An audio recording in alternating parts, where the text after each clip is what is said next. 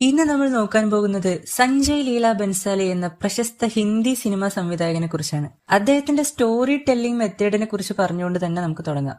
ബൻസാലി സിനിമകൾ കൂടുതലായും history, love, biography എന്നീ ജോണറുകളിലുള്ളതായിരിക്കും. സിനിമയുടെ ആദ്യത്തെ കുറച്ച് മിനിറ്റുകൾ കൊണ്ട് തന്നെ സഞ്ജയ് ലീല ബൻസാലി പ്രേക്ഷകനെ അദ്ദേഹത്തിന്റെ കഥ നടക്കുന്ന ആ ഒരു ഫിക്ഷണൽ വേൾഡിലേക്ക് പറിച്ചു നടന്നു. ഗംഗൂബായ് ആയാലും, രാംലീല ആയാലും, ദേവദാസ് ആയാലും, പത്മാവത് ആയാലും സഞ്ജയ് ലീല ബൻസാലിയുടെ ഓരോ ഫ്രെയിംസും സത്യത്തിലൊരു പെയിന്റിംഗ് പോലെയാണ് നമുക്ക് ഫീൽ ആവുക. കഥാപാത്രങ്ങളുടെ dressing styles, art department, camera angles, അദ്ദേഹത്തിന്റെ സിനിമകളിൽ ഇതെല്ലാം ഏറ്റവും മികച്ചതായിരിക്കും. പിന്നെ എടുത്തു പറയേണ്ടത് അദ്ദേഹത്തിന്റെ സിനിമകളിലെ സെറ്റ് വർക്കാണ്. ഒരു പ്രത്യേക ടൈം പീരീഡിൽ നടക്കുന്ന കഥയാണ് എന്നതുകൊണ്ട് തന്നെ അതിനനുസരിച്ച് ഏറ്റവും മികച്ച രീതിയിലാണ് അദ്ദേഹത്തിന്റെ സിനിമകളിലെ സെറ്റുകളും ലൊക്കേഷൻസും ബൻസാലി തിരഞ്ഞെടുക്കാറുള്ളത്.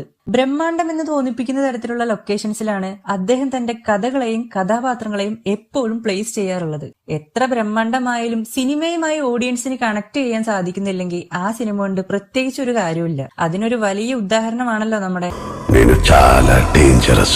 ബൻസാലിയിലേക്ക് തിരിച്ചു വരുമ്പോൾ അദ്ദേഹത്തിന്റെ സിനിമയിലെ ഡയലോഗുകളെല്ലാം പ്രേക്ഷകനുമായി നേരിട്ട് സംസാരിക്കുന്ന രീതിയിലുള്ളതായിരിക്കും. അത് മാത്രമല്ല, ഓഡിയൻസിന് തന്റെ സിനിമയിലെ ഓരോ കഥാപാത്രങ്ങളും കടന്നുപോകുന്ന ജീവിത സാഹചര്യങ്ങൾ, അവരുടെ ചിന്താഗതികൾ എന്നിവ ശക്തമായ ഡയലോഗുകളിലൂടെ മനസ്സിലാക്കി കൊടുക്കാനും ബൻസാലിയുടെ സിനിമകൾക്ക് സാധിക്കാറുണ്ട്. கிருஷ்ணரும் ருக்மணியும் பேசிக் கொண்டிருந்தார்களாம். ருக்மணி கிருஷ்ணரிடம் சொன்னாலாம், நானும் தான் உங்களை காதலித்தேன். இருப்பினும் ஏன் தோன்றுகிறது உங்கள் மனைவியாக இல்லாமல் காதலியாக இருந்திருந்தால் நன்றாக இருந்திருக்கும் என்று. கிருஷ்ணரும் இதே கேள்விதான் கேட்டாராம். ஏன்? ருக்மணி சொன்னாலாம், கணவன் மனைவியின் மத்தியில் உறவு எவ்வளவு பலமாக இருந்தாலும் மக்கள் காதலியை தானே நினைவு கொள்கிறார்கள். ராதே கிருஷ்ணா, ராதே கிருஷ்ணா, ராதே கிருஷ்ணா. കഥാപാത്രങ്ങൾ സ്ത്രീയായാലും പുരുഷനായാലും അവർക്കെല്ലാം വേണ്ട വിധത്തിലുള്ള പ്രാധാന്യം നൽകാൻ സഞ്ജയ് ലീല ബൻസാലി എപ്പോഴും ശ്രദ്ധിക്കാറുണ്ട്. ബൻസാലിയുടെ സിനിമകളിലെ ചില സീനുകൾ അല്ലെങ്കിൽ ചില പ്രത്യേക ഷോട്ടുകൾ, അവയെല്ലാം പ്രേക്ഷകന്റെ മനസ്സിനെ സ്വാധീനിക്കാനായിട്ട് അദ്ദേഹം ക്രിയേറ്റ് ചെയ്ത് വെച്ചതായിരിക്കും. ചില സീനുകളിൽ ചിലപ്പോൾ ഒരു ഡയലോഗ് പോലും ഉണ്ടാവില്ല. എങ്കിലും ആ ഒരു ഒറ്റ സീൻ പ്രേക്ഷകന്റെ മനസ്സിലുണ്ടാക്കുന്ന ഇമ്പാക്ട് അത് വളരെ വലുതായിരിക്കും.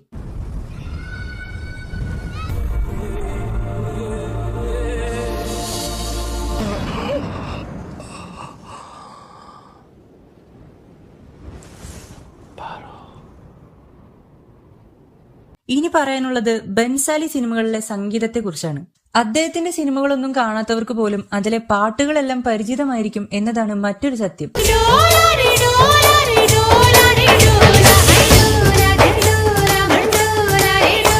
ഒരു ഗസലൊക്കെ കേൾക്കുന്ന സുഖത്തോടെ അദ്ദേഹത്തിന്റെ സിനിമകളിലെ മ്യൂസിക്കുകളെല്ലാം തന്നെ നമുക്ക് ആസ്വദിക്കാൻ കഴിയും. ബൻസാലി സിനിമകളിലെ ഗാനങ്ങൾക്ക് എപ്പോഴും ഒരു ക്ലാസിക്കൽ ടച്ചും ഉണ്ടായിരിക്കും. പിന്നെ ബാക്ക്ഗ്രൗണ്ട് മ്യൂസിക്കുകളിലേക്ക് വന്നാൽ അവിടെയും ബൻസാലി സിനിമകൾ ഒരു പടി മുന്നിൽ തന്നെയാണ്.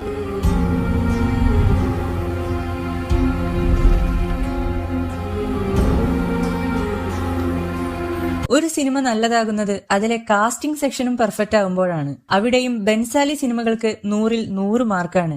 ഗംഗൂബായ് ഇറങ്ങുന്നതിന് മുമ്പ് അലിയ ഭട്ട് എങ്ങനെ ഇത്തരത്തിലുള്ള ഒരു പവർഫുൾ കഥാപാത്രത്തെ അഭിനയിച്ച് ഫലിപ്പിക്കുമെന്ന് ഒരുപാട് പേർക്ക് സംശയം ഉണ്ടായിരുന്നു. എന്നാൽ സിനിമ റിലീസായപ്പോ ഗംഗൂബായ്ക്ക് വേണ്ടി കൈയടിച്ചവരും അവരുടെ അവസ്ഥ കണ്ട് കണ്ണു നിറഞ്ഞവരുമായി ഒരുപാട് പേരുണ്ടായിരുന്നു. ഏതൊരു ആക്ടറെയും തന്റെ ഡയറക്ഷൻ മികവിലൂടെ സ്വന്തം സ്ക്രിപ്റ്റിലേക്ക് പറിച്ചു നടാനുള്ള ബൻസാലിയുടെ കഴിവ് എടുത്തു പറയേണ്ടതാണ്. ബൻസാലി സിനിമകളിൽ എല്ലാ ആക്ടേഴ്സും മികച്ചതായിരിക്കും എന്നതാണ് മറ്റൊരു സത്യം. എന്തായാലും സഞ്ജയ് ലീല ബൻസാലി സിനിമകൾ കാണാത്തവരായിട്ട് ആരെങ്കിലും ഉണ്ടെങ്കിൽ എന്തായാലും ഒന്ന് കാണാനായിട്ട് ശ്രമിക്കുക. കാരണം അത് കാണുമ്പോഴേ അതിന്റെ ഒരു ഫീൽ എന്താണെന്ന് നിങ്ങൾക്ക് മനസ്സിലാവും. ഇനി ബൻസാലി സിനിമകൾ കണ്ടവരായിട്ട് ആരെങ്കിലും ഉണ്ടെങ്കിൽ ആ സിനിമകളിൽ നിങ്ങളുടെ ഫേവറേറ്റ് ഏത് സിനിമയാണെന്ന് ഒന്ന് കമന്റ് ചെയ്യുക.